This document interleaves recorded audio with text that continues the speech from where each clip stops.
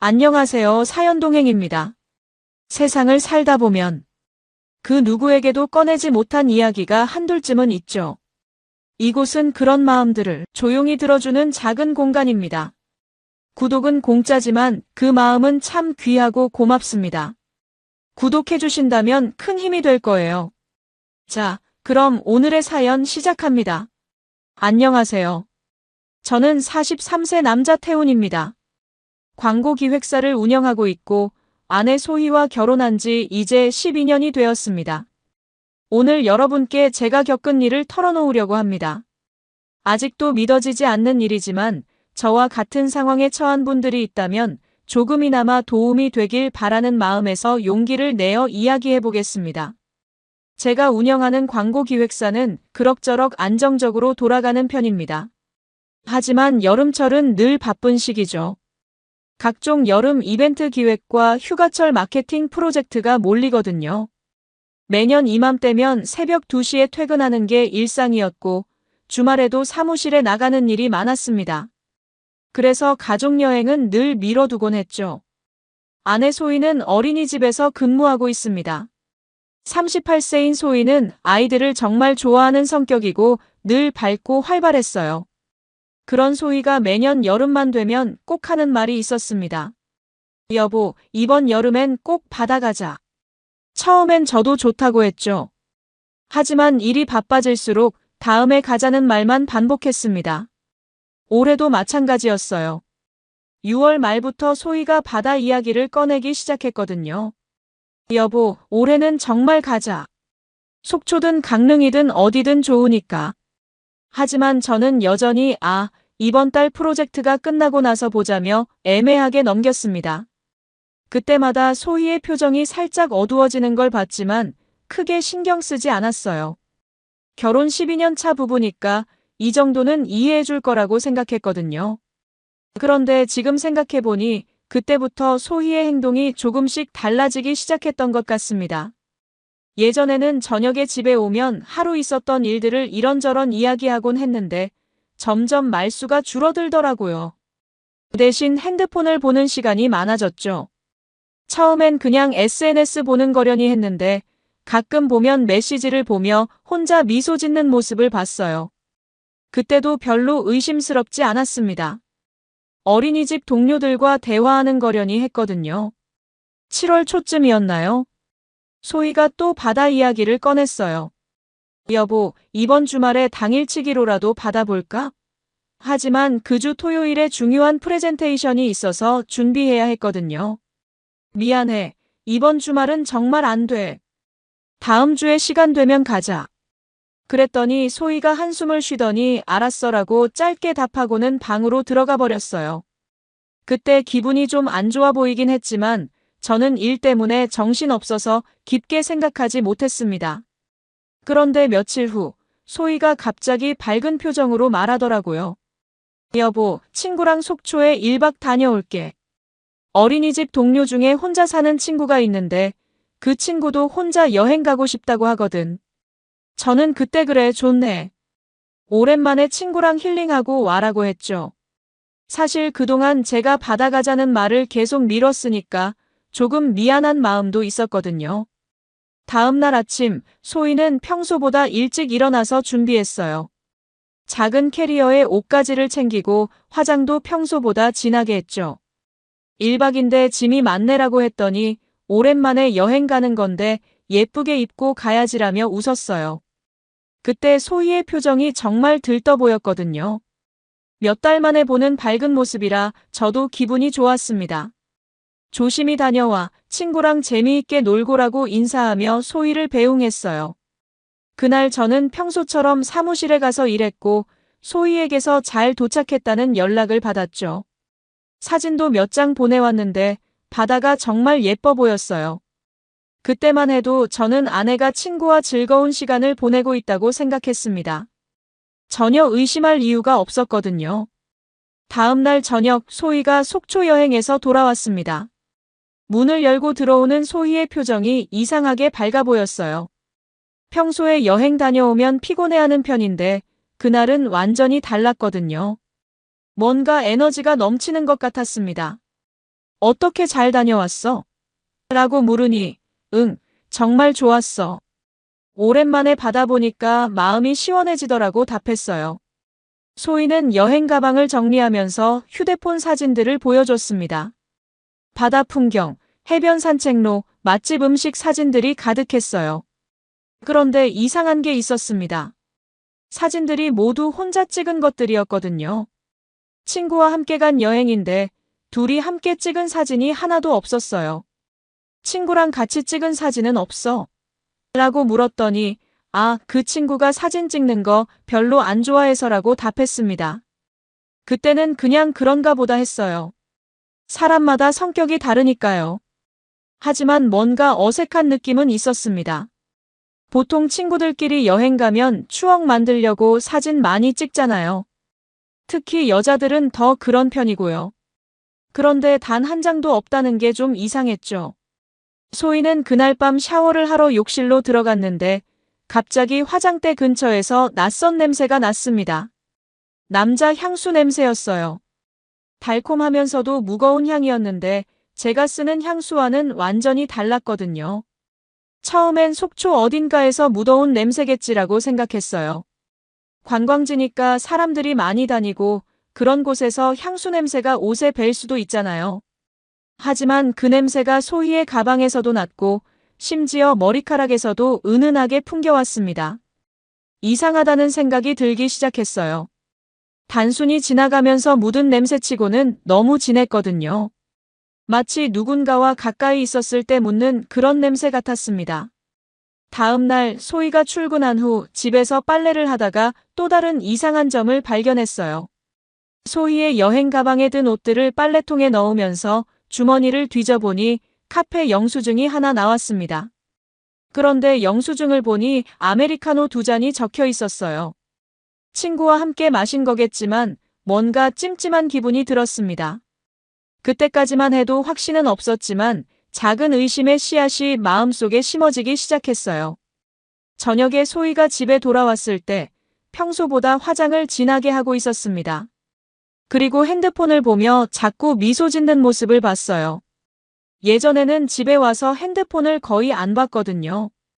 그런데 요즘은 계속 메시지를 확인하고 뭔가 기분 좋은 표정으로 답장을 보내고 있었습니다. 누구랑 메시지해? 라고 물어봤더니 어린이집 동료들이랑 단톡방에서 이야기하는 거야 라고 답했어요. 그럴듯한 대답이긴 했지만 뭔가 자연스럽지 않았습니다. 보통 단톡방에서 이야기할 때는 그렇게 집중해서 보지 않잖아요. 그런데 소희는 마치 누군가와 1대1로 대화하는 것처럼 집중하고 있었거든요. 그날 밤 소희가 먼저 잠자리에 들었는데 핸드폰을 평소와 달리 뒤집어서 놓고 잤어요. 예전에는 그냥 옆에 두고 잤거든요. 그리고 진동 모드로 해놨는데 밤중에 몇 번 진동 소리가 들렸습니다. 이상했어요. 밤 11시가 넘어서 누가 메시지를 보내는 건지 궁금했거든요. 다음 날 아침 소희가 샤워하는 동안 슬쩍 핸드폰을 봤습니다. 비밀번호는 저도 알고 있었거든요. 그런데 통화 기록을 보니 이상한 점이 있었어요. 속초 여행 갔던 날 통화 기록이 모두 삭제되어 있었습니다. 보통은 통화 기록을 일일이 지우지 않는데 그날만 깨끗하게 지워져 있었어요. 메시지도 마찬가지였고요. 그때부터 본격적으로 의심이 들기 시작했습니다. 혼자 간 여행이라고 했는데 남자 향수 냄새가 나고 통화 기록은 삭제되어 있고 핸드폰은 뒤집어서 놓고 자고. 이 모든 게 우연의 일치일까요? 아니면 정말 뭔가 숨기고 있는 걸까요? 마음속에서 불안한 감정이 커져가기 시작했습니다. 다음 며칠 동안 저는 소희의 행동을 유심히 관찰했습니다. 평소보다 화장을 진하게 하고 옷도 예쁘게 입고 출근하는 모습이 눈에 띄었어요. 그리고 퇴근 후에도 핸드폰을 보며 미소 짓는 횟수가 확연히 늘어났죠. 예전에는 집에 와서 핸드폰을 거의 안 봤는데 요즘은 화장실 갈 때도 들고 가더라고요. 어느 날 저녁 소희가 샤워하는 동안 침실을 정리하다가 이상한 걸 발견했습니다. 서랍 안쪽에 접혀서 숨겨진 종이가 있더라고요. 펼쳐보니 숙박업소 영수증이었어요. 속초에 있는 펜션이었는데 상호명이 오션뷰 커플 펜션이었습니다. 예약자명은 분명히 제 아내 소희였고 날짜도 소희가 친구와 여행 갔다던 그날과 정확히 일치했어요. 그런데 가장 충격적인 건 결제 내역이었습니다. 커플룸 오션뷰 패키지 -2인 기준이라고 적혀 있었거든요. 1박 요금이 18만 원이었는데 이건 명백히 커플용 숙소였어요. 친구와 갔다면 굳이 커플룸을 예약할 이유가 없잖아요. 그리고 2인 기준이라는 것도 이상했습니다. 친구와 갔다면 당연히 2인이겠지만 왜 굳이 커플룸인지 이해가 안 됐어요. 손이 떨리기 시작했습니다. 그 순간 머릿속에서 여러 가지 생각들이 빠르게 스쳐 지나갔어요. 남자 향수 냄새, 삭제된 통화 기록, 혼자 찍은 사진들, 그리고 이 영수증까지. 모든 퍼즐 조각들이 맞춰지기 시작했습니다. 소희가 정말로 친구와 여행을 간 게 아니라 다른 남자와 함께 간 게 아닐까 하는 의심이 확신으로 바뀌어 갔어요. 급히 인터넷에서 그 펜션을 검색해봤습니다. 홈페이지를 보니 연인들을 위한 로맨틱 오션뷰라는 문구가 크게 적혀 있었어요.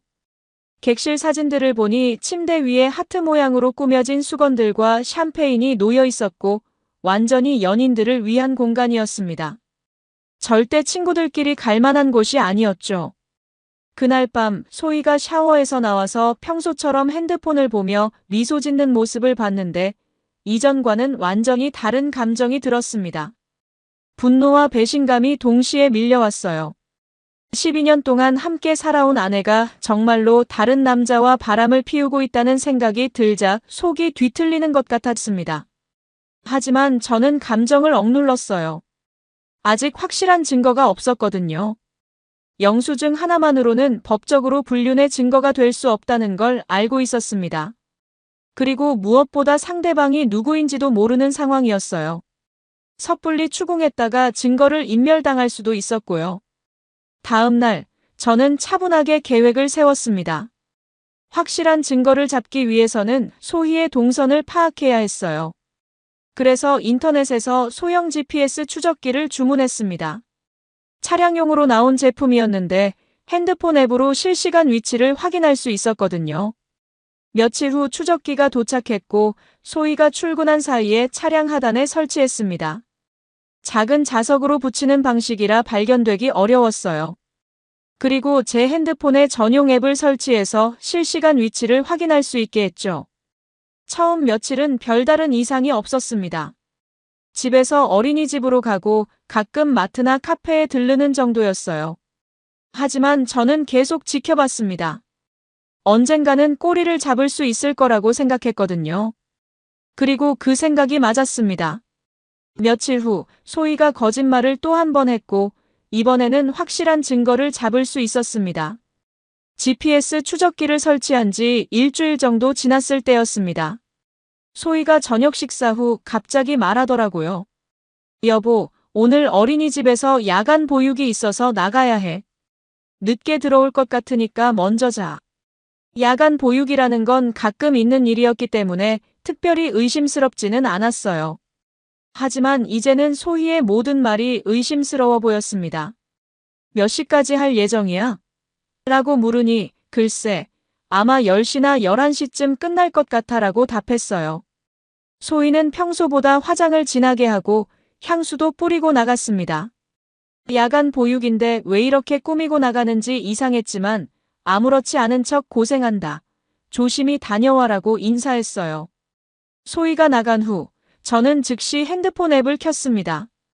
차량의 위치가 실시간으로 표시되는 걸 보면서 가슴이 쿵쿵 뛰었어요. 처음에는 정말 어린이집 방향으로 가는 것 같았습니다. 하지만 어린이집 근처에서 잠시 멈췄다가 갑자기 다른 방향으로 움직이기 시작했어요. 차량은 강서구 방향으로 이동했습니다. 어린이집에서 강서구까지는 꽤 먼 거리였어요. 야간 보육을 한다면서 왜 그쪽으로 가는지 이해할 수 없었습니다. 시간이 지나면서 차량의 위치가 한 곳에서 멈춰 있는 걸 확인했어요. 지도를 자세히 보니 모텔 밀집 지역이었습니다. 심장이 터질 것 같았어요. 아내의 차가 모텔 지역에 3시간 넘게 주차되어 있다는 건 무엇을 의미하는지 뻔했거든요. 저는 그날 밤 한잠도 못 잤습니다. 계속 앱을 확인하면서 차량의 위치를 지켜봤어요. 밤 11시가 넘어서야 차량이 다시 움직이기 시작했고 집 방향으로 돌아왔습니다. 소희는 밤 11시 30분쯤 집에 돌아왔어요. 고생했어. 어땠어? 라고 물으니 애들이 많이 와서 힘들었어. 너무 피곤해라고 답했습니다. 그런데 이상한 건 소희의 모습이었어요. 야간 보육으로 힘들었다고 하면서도 표정이 밝아 보였고 뭔가 기분이 좋은 것 같았거든요. 그리고 또 남자 향수 냄새가 났습니다. 다음 날, 저는 혼자 그 모텔 지역으로 가봤습니다. 소희의 차가 주차되어 있던 정확한 위치를 확인하려고 했어요. GPS 좌표를 따라가 보니 정말로 모텔들이 즐비한 곳이었습니다. 그 중에서도 로즈 모텔이라는 곳 앞에 주차장이 있었는데 아마 소희가 그곳에 주차했을 것 같았어요. 모텔 사장에게 조심스럽게 물어봤습니다. 혹시 어젯밤 11시쯤에 여기 주차장에 주차된 차 있었나요? 제 아내 차인데 분실물이 있어서요. 사장은 그 흰색 차 말씀하시는 건가요? 여기 자주 오는 단골 손님이에요 라고 답했습니다. 단골 손님이라는 말에 머리가 어찔어찔했어요. 자주 온다는 건 한두 번이 아니라는 뜻이었거든요. 사장에게 더 자세히 물어보니 한 달에 두세 번은 오는 것 같아요. 항상 같은 남자와 함께 와서 2-3시간 정도 있다 가죠라고 했습니다. 그 말을 듣는 순간 온몸에 힘이 빠졌어요. 소희가 정말로 다른 남자와 불륜을 저지르고 있다는 확신이 들었습니다. 그것도 한두 번이 아니라 한 달에 두세 번씩 계속해서 만나고 있었던 거예요. 야간 보육, 회식, 동료 만남. 모든 핑계가 거짓말이었던 겁니다. 집에 돌아와서 그동안 소희가 늦게 들어왔던 날들을 기억해봤어요. 6월부터 계산해보니 최소 5-6번은 늦게 들어온 날이 있었습니다. 모두 그럴듯한 핑계를 댔었고 저는 의심 없이 믿었었죠. 하지만 이제는 그 모든 날들이 다른 남자와 만난 날이었다는 걸 알게 되었습니다. 이제 상대방이 누구인지 알아야 했습니다. 모텔 사장의 말로는 항상 같은 남자와 온다고 했으니 분명히 정기적으로 만나는 관계였어요. 저는 며칠 더 GPS로 소희의 동선을 추적했고 패턴을 파악하기 시작했습니다. 소희는 보통 어린이집이 끝나고 바로 집으로 오지 않고 중간에 어딘가에서 30분에서 1시간 정도 머물다가 오는 경우가 많았어요. 그 장소들을 하나하나 확인해 봤는데 대부분 카페나 공원 같은 곳이었습니다. 아마 그 남자와 미리 만나서 시간을 보내다가 모텔로 가는 것 같았어요. 어느 날 소희가 평소와 다른 곳에서 오랫동안 머물렀습니다. 지도를 확인해 보니 행복복지관이라는 곳이었어요. 이상했습니다.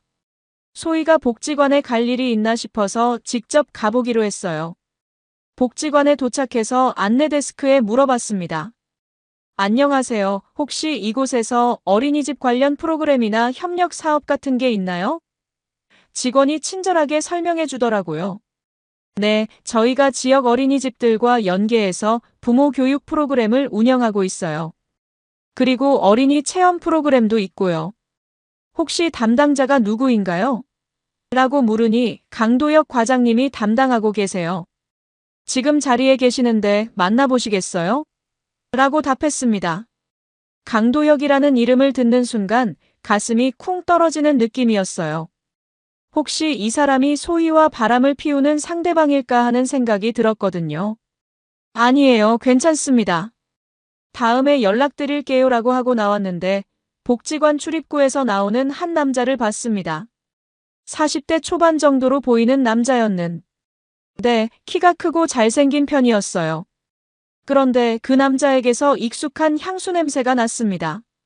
소희 몸에서 났던 바로 그 냄새였어요. 급히 그 남자를 따라가면서 차량 번호를 확인했습니다.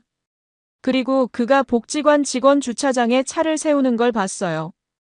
아마 복지관 직원인 것 같았습니다. 혹시 이 사람이 강도혁일까 하는 생각이 들어서 다시 복지관으로 들어가 안내 데스크에 물어봤어요.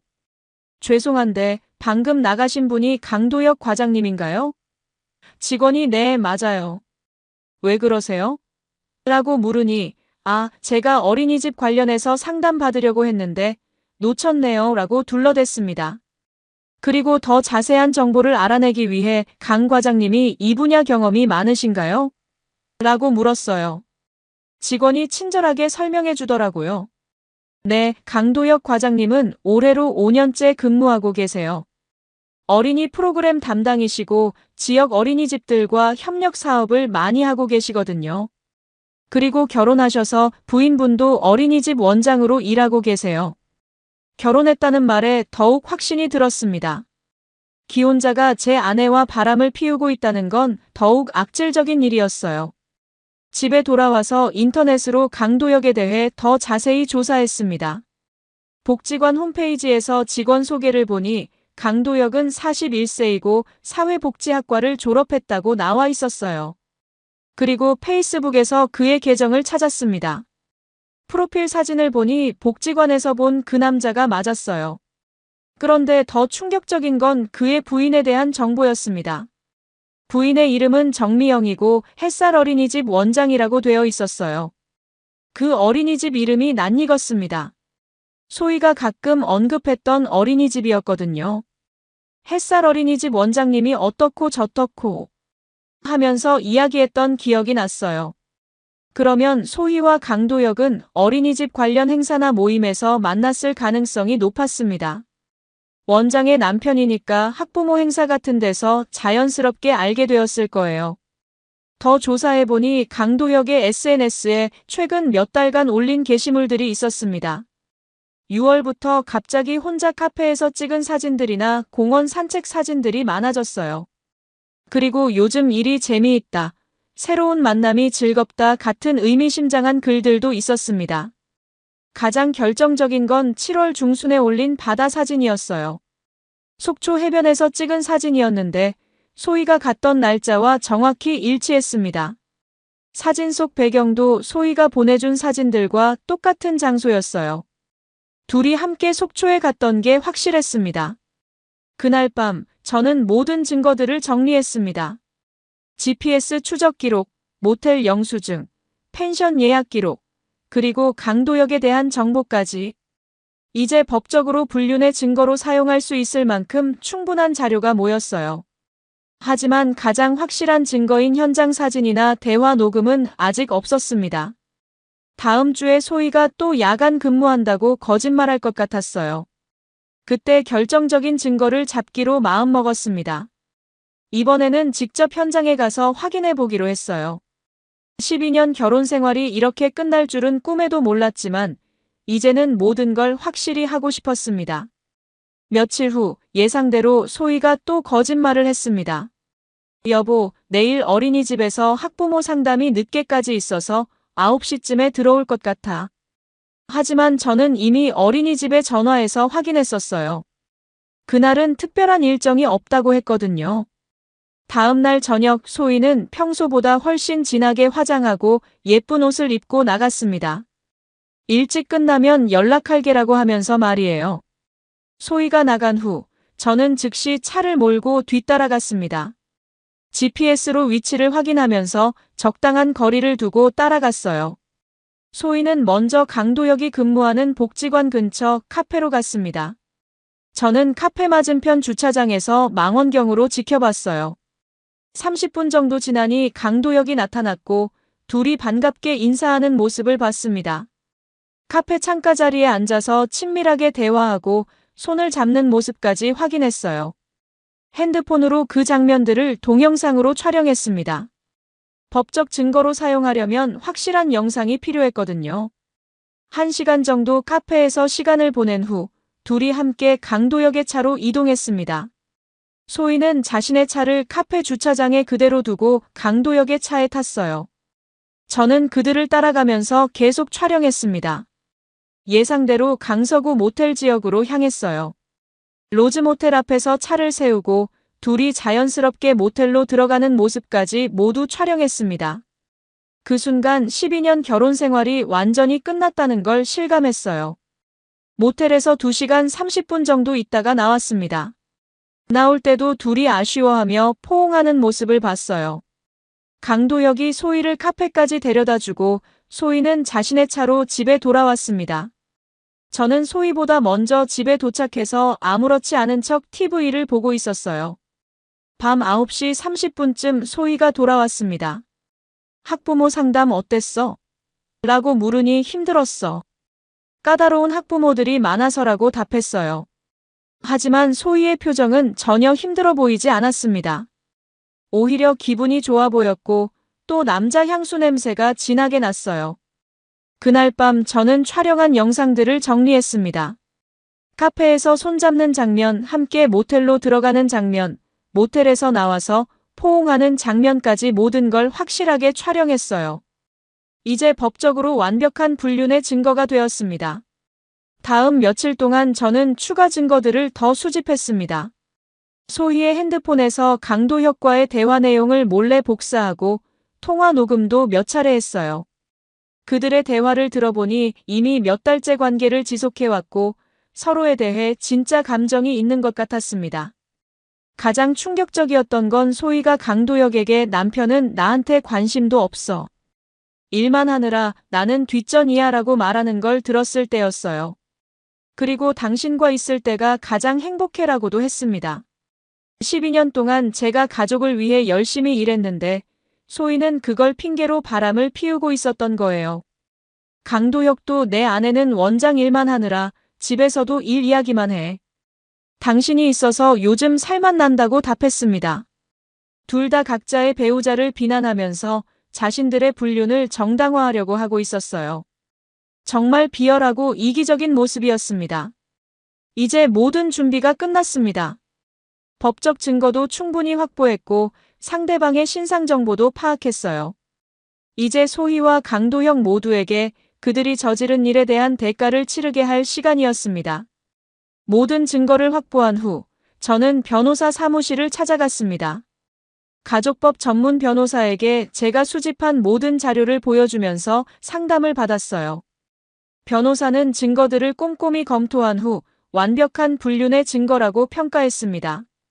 GPS 추적 기록, 모텔 출입 영상, 친밀한 신체 접촉 사진, 그리고 대화 녹음까지 있으니 법정에서 이길 확률이 매우 높습니다.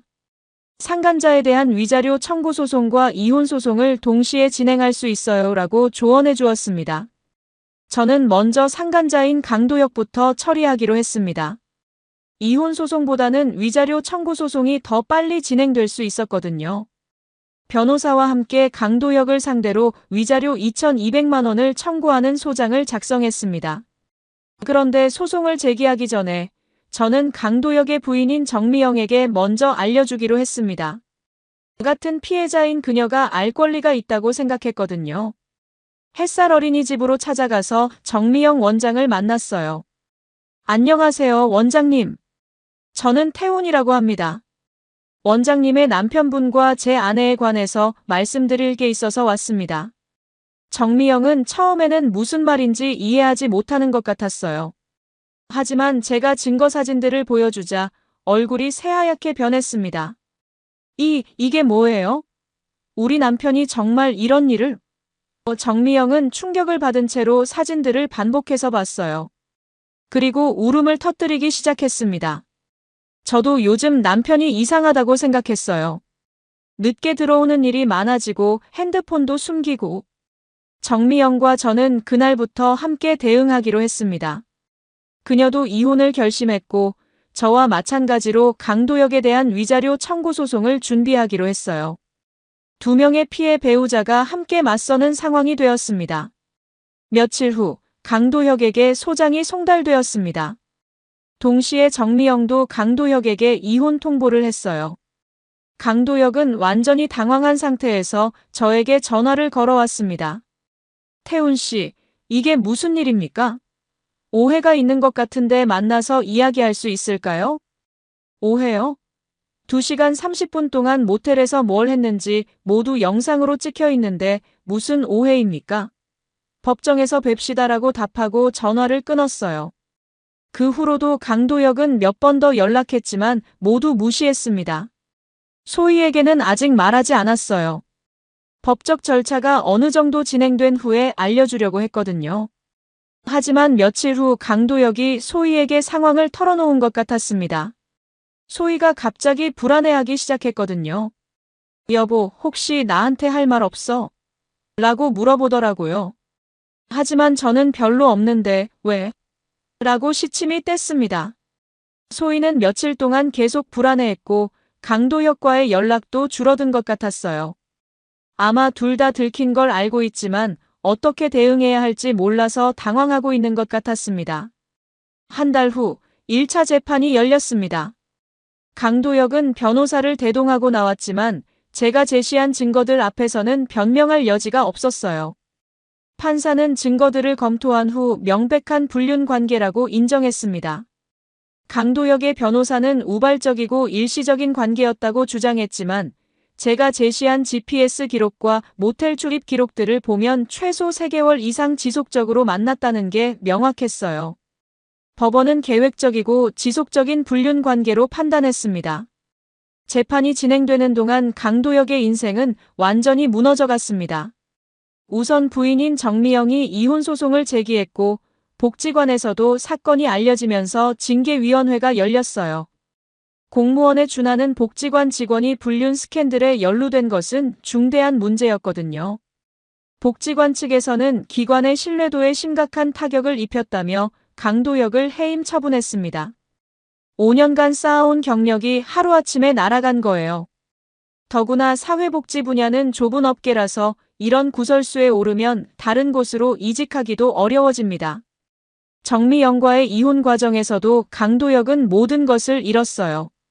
재산 분할에서 불리한 조건을 받아들일 수밖에 없었고 아이들의 양육권도 포기해야 했습니다.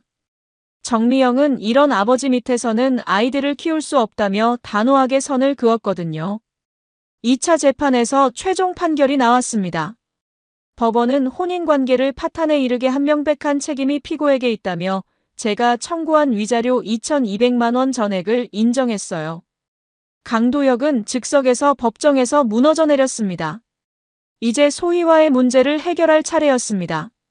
재판이 끝난 그날 저녁 집에 돌아와서 소희에게 모든 걸 털어놓았어요. 당신이 강도혁과 바람 피운 거 다 알고 있어. 이미 재판도 끝났고. 소희는 그제서야 모든 걸 들켰다는 걸 확실히 깨달은 것 같았습니다. 여보, 미안해. 정말 미안해. 한순간의 실수였어. 다시는 안 할게라며 울면서 빌더라고요. 하지만 저는 이미 마음을 정했었어요. 한순간의 실수? 3개월 동안 계획적으로 만나고 모텔까지 가면서 한순간의 실수라고.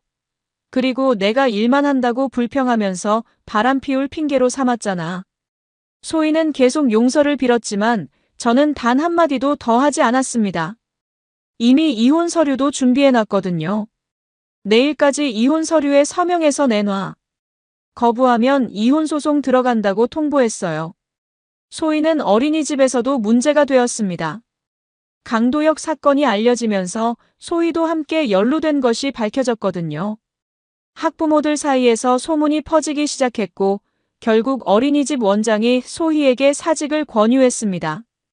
이런 일로 어린이집 이미지가 나빠질 수는 없다는 이유였어요. 소희는 결국 자진사직했고 새로운 직장을 구하는 것도 쉽지 않았습니다. 어린이집 업계는 생각보다 좁은 세계라서 소문이 금방 퍼졌거든요. 12년간의 경력이 무용지물이 되어버린 거예요. 다음 날 소희는 결국 이혼 서류에 서명했습니다. 더 이상 변명할 여지도 없었고 법정 다툼으로 가면 더욱 불리해질 게 뻔했거든요. 재산 분할도 소희에게 불리하게 정리되었어요. 불륜을 저지른 쪽이니까 당연한 결과였습니다. 모든 절차가 끝난 후 저는 혼자 강릉 바다로 떠났습니다. 소희가 그토록 가고 싶어 했던 바다였죠. 파도 소리를 들으며 모래사장을 걸었습니다. 12년의 결혼 생활이 이렇게 끝날 줄은 꿈에도 몰랐지만 이제는 후회가 없었어요. 강도혁은 모든 걸 잃었고 소희도 마찬가지였습니다. 불륜의 대가는 그들이 생각했던 것보다 훨씬 컸어요. 일시적인 감정에 휩쓸려서 평생 쌓아온 모든 것을 날려버린 거죠. 저는 그들을 용서할 생각이 전혀 없었습니다.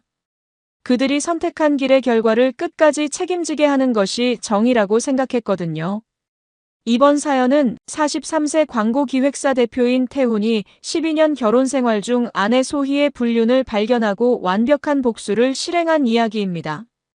매년 바다가자는 아내의 말을 일핑계로 미뤄왔는데 아내가 혼자 속초 여행을 다녀온 후 수상한 점들을 발견했어요.